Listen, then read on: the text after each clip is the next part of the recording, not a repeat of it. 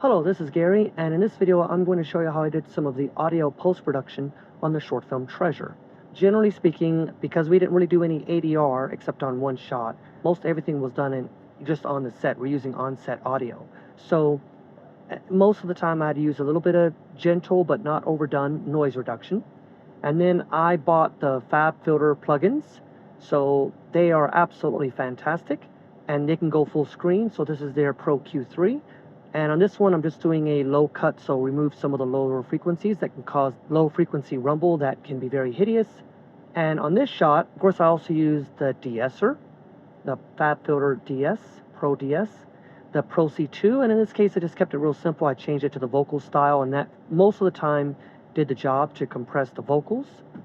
And now here you can see we are removing the high frequency hiss. So if I were to play this part here, so I removed the high frequency hiss, so listen to this. You can hear a high frequency hiss, listen, and now it's gone, or at least it's been more muted. And finally we go over to this last effect, which is another Pro Q3, or equalizer. So you might be wondering, what's this one all about? Well, I have simply labeled this one kids talking or kid talking because I'm going to do an EQ match over here on this one. So if we listen to them as they are without and I'm using Davinci Resolve's Fairlight page, which is a little bit awkward for this. Every time you select a clip, you have to, it's a little awkward, but I'm just going to go ahead and get everything in line here. Wearing the glasses, listen to him as he speaks, and you're going to notice when the shot changes, the cut, you're going to notice his voice sounds a little different. Listen. Great. She gave a lot of homework, but that was only on Fridays. But she was super nice. And Resolve sometimes will be a little, it'll have these little spikes with the audio. This is just going to, try to ignore that. That's not in the final film. But that was only on Fridays. But she was super nice to all. Notice how he sounded a little bit more echoey on this shot.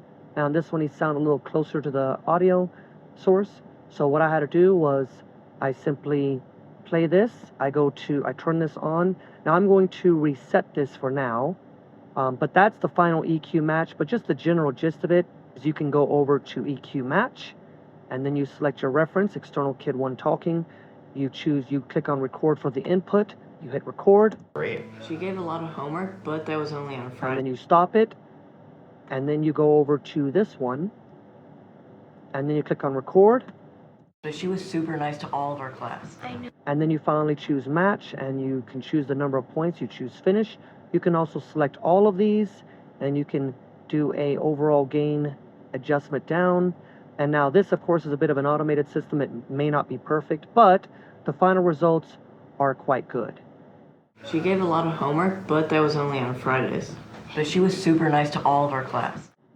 So I also want to mention my use of reverb effects. So the kid's in the distance, and you're going to hear him say, run. Listen. What are you doing? Okay, so now let's go ahead and isolate those 2 tracks.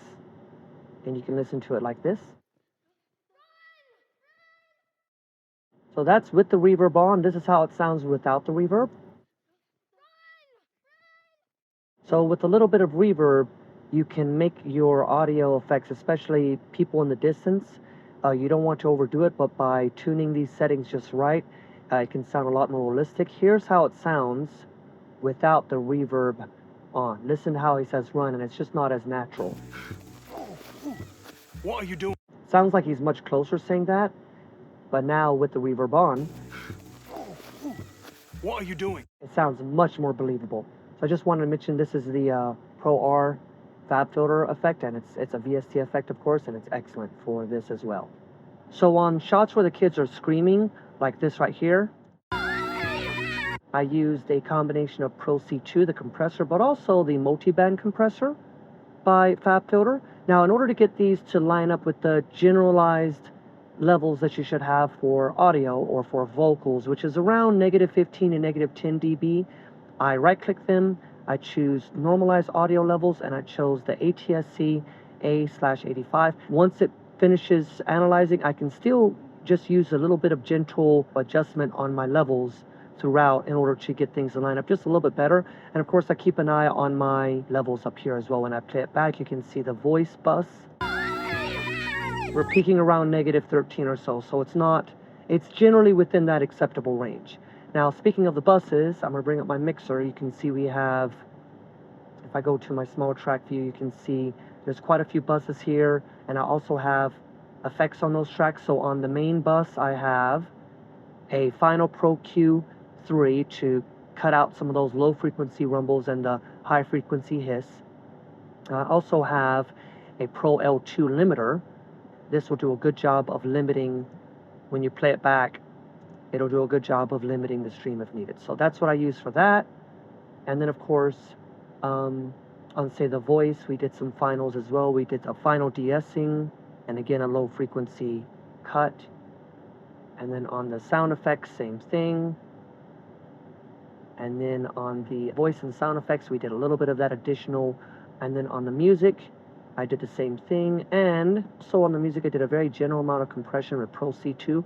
I used a ratio of 2.5 with the buzz style, and that seemed to work quite well. It's very gentle, it's not overdone. So if we were to go here and go to the credits, you can hear how it sounds.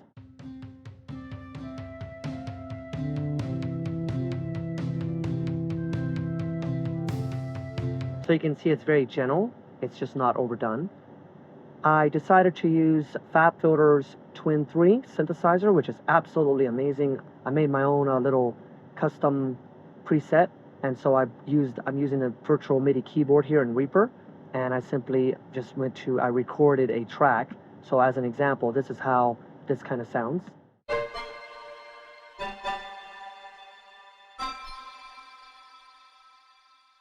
And so I recorded my sound effects, and so I cut them up in Resolve, and I placed them all down here. Now, if I go to my bus assign, you can see that we've got quite a few buses in here and tracks, and everything's been laid out in a way that works for the project. Let's go and go to close. So the sound effects bus is routed, or the sound effects tracks are routed to a sound effects bus. Same thing for the voices, and then they're all combined in one bus with the music, of course, and then output to the main bus. So something like that. So that's kind of how that works.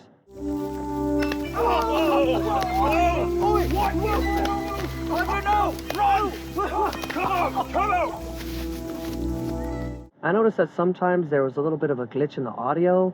I don't know why this is, but we're going to solo this track and just listen to this. Hear that noise? That seems to be within the actual stream itself. Now, you can fix these samples by zooming in enough, and you can draw out, you can clean up the samples. So if you find the offending area like this right here, then in theory you can do this. But I just find that that's not really worth my time, and it's just too, you know, you have to zoom in so far, it's just not worth it to me.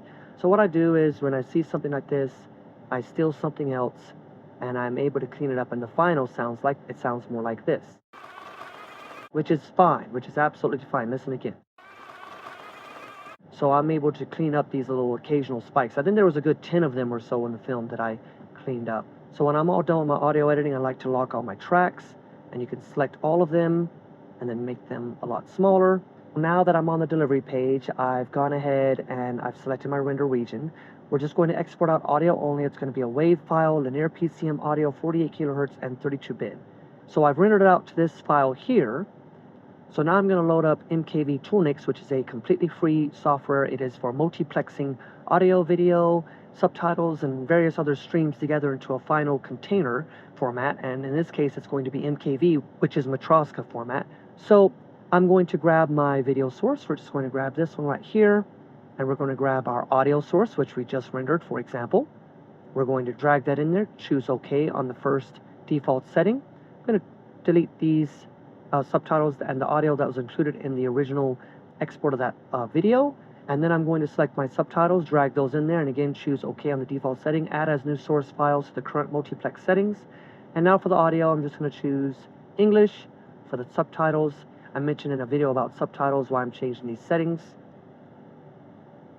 So now we are ready. We can go and select a final file for our multiplexing.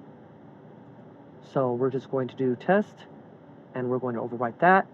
And now, if I choose start multiplexing, it will go ahead and do what it needs to do. It's going to multiplex the files together. Now, it's not rendering anything. It's simply multiplexing the files together. So the bottleneck pretty much will be the speed of your hard drive or SSD drive. In this case, I'm just using a Western Digital Gold Enterprise class data center hard drive. So it's pretty fast, but it's not as fast as an SSD, of course. So now let's say you've played this back and you've noticed somewhere there's a mistake in the audio and you want to re-edit the audio. All I have to do is fix the offending area and then go back to the delivery page, re-render the audio. Now for this roughly 11-minute short film, it only took about 2 minutes to re-render the WAV file. And then all I have to do is go back to MKV Toolnix and simply click on Start Multiplexing and overwrite the previous video file. Now if that video file is open in a media player, you need to close it out. But all you have to do is click on Start Multiplexing. You do not have to reload in these files. You don't have to reload in. It'll automatically read that file from disk. And if you also want to save these settings and not have to, like let's say you want to turn off your computer, then go to Multiplexer, Save Settings, save your settings. So we're going to choose in this case temp. And now if I was to close out MKV Toolnix and I simply want to reload those multiplexing settings, I can simply double click my temp configuration file. It'll reload everything and just choose Start Multiplexing, overwrite the file. And so as you can clearly see, this is a very efficient, fast way to rebuild your final video file with everything intact.